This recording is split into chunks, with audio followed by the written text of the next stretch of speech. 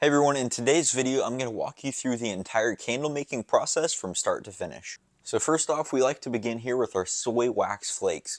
We use soy wax because it provides a candle that is cleaner burning, longer lasting, and all around is just a much better product for the consumer. We also like to use these flakes because they're just nice and easy. We can scoop them up, they're really easy to work with.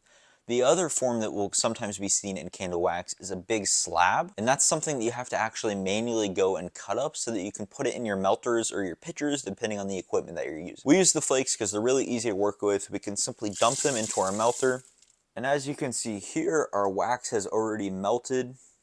And so once it's melted, then we want to check the temperature. That's why you always need to have thermometers available whenever you're doing candle cooking. And with this wax in our production, we like to look for it to be about 190 degrees whenever we take it out of the melter. And it's already above that, so I'm going to go ahead and shut off my melter. And now that the wax is at our desired temperature, we're going to go ahead and take some out. So in these pouring pitchers, we cook with batches of 4 pounds, so I'm going to take 4 pounds out on the scale. We always like to put a pot holder here because if there's too much heat on the scale, then it can cause it to be uncalibrated.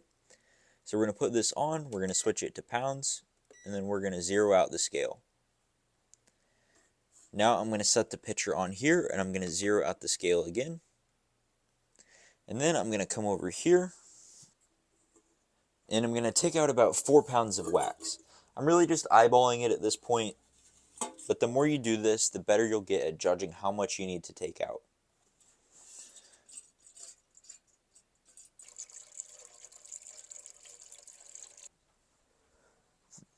Then I set it on the scale and see how close we are. We're at 4.109, so I need to take some out. Whenever we need to take some out, I like to use this turkey baster. It's only a few dollars at Walmart, and it's a great tool to have in your arsenal for candle making. Just gonna grab the lid to hold under it so I don't make a mess, and I'm gonna take out about that 0.10.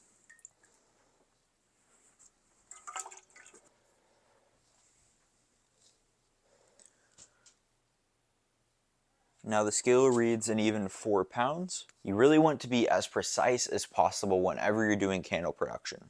So now we're going to go ahead and put the thermometer back in, and we want it to be 185 degrees so that then we can add in the oil. And the wax is just a little bit hot, so while we're waiting for it to cool, we're going to go ahead and measure out our fragrance oil. To do that, I'm going to grab our glass measuring cup. The glass is important because the oil will go through plastic. I'm going to set it down on our scale, and then I'm going to change it to ounces and zero out the scale one more time. Then I'm going to grab our fragrance. Today we are making some lemon pound cake candles. This is actually a fundraiser that we're doing for the month of October where we're donating $5 for every candle sold to the local breast cancer support group. Most of our candles are done at 10% oil, and you'll need to play with your percentages to see what's going to work for you. But we had 4 pounds of wax, which is 64 ounces, so I'm going to measure out 6.4 ounces because that's 10% of the amount of wax that we have. Alright, here we are at the even 10%. And now you might be wondering, why did I weigh out that? Why didn't I just measure it based on the measurements that are already here on the measuring cup?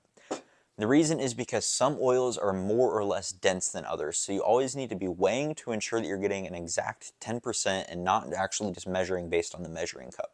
Alright, and now our wax is reading 184 degrees, so it's time to go ahead and add in our oil. Again, we like to do it once that temperature has reached 185 degrees.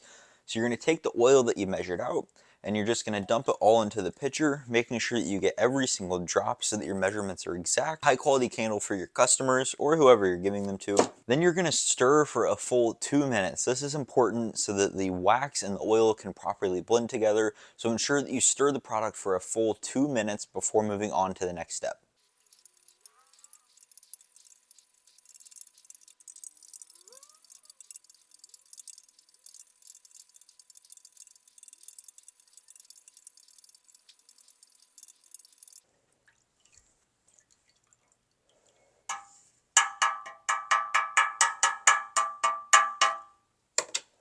Alright, once you've stirred for a full 2 minutes, you're going to go ahead and take your thermometer and put it back into the pouring pitcher. And now this is kind of the long part, waiting for that to cool down. With this particular wax, you can pour anywhere from 125 to 135 degrees. We generally try to do somewhere in that middle sweet spot, but if we're doing a larger cook, then as soon as something hits 135, we start to pour, because if we wait too long, then some are going to get below that 125 threshold. With this one, I'm just doing one pitcher, so once it's around 130 degrees, I'll go ahead and pour it. We also like to clean up as we go, so I'm going to go ahead and wipe out my glass jar and wipe off the wooden spoon, and then put it in our dirty dishes tub.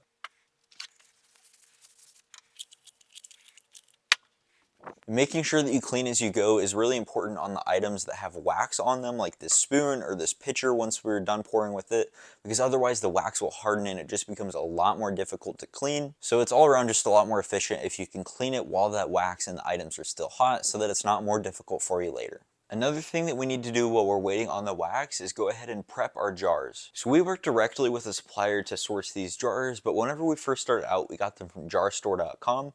So if you're just getting started in this hobby or business, I recommend that you go to JarStore. Candle Science is another option. There's really a lot of different suppliers, and what it's going to boil down to is the shipping. However, whatever you go with, I'll show you how you're actually going to prep the jar. So we have our wick here, and then we use these wick stickers from Candle Science. We simply peel off the bottom, stick it on here nice and tight. Then we're going to peel off the bottom to reveal the sticky side. And then we're just going to put the wick here in the very center of the jar. Centering the wick can be kind of difficult depending on the size of your jar. Ours is pretty small, so it's not that difficult. But you might want to look into some other strategies. One thing that we've done in the past is make like a little hand-drawn map to help center our wicks. But really, with a small jar, it's not that difficult. Just make sure it's in there nice and centered. And then we like to grab a pin and just kind of press around the tab at the bottom to make sure that it's nice and tight. After that, we take a wick boat and run it through the center hole here so that the wick is straight whenever we go to pour our candles here in just a moment. I'm going to repeat that process 7 more times because for each pitcher, we get about 8 candles out of the yield. Now, whenever you start out, you might not have those wick stickers and you might not have a wick boat. We definitely didn't when we started, and that's okay. In order to get that sticky surface, if you don't have stickers, then what you can do is use a hot glue gun. Just spray some hot glue on the bottom of the wick and then put it down in the jar. Also, instead of the boat, you can use tape, popsicle sticks, or tons of other options. Just make sure that you're doing something to keep the wick straight.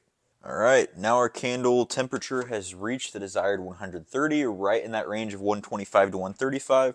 So it's time to pour here into our jars.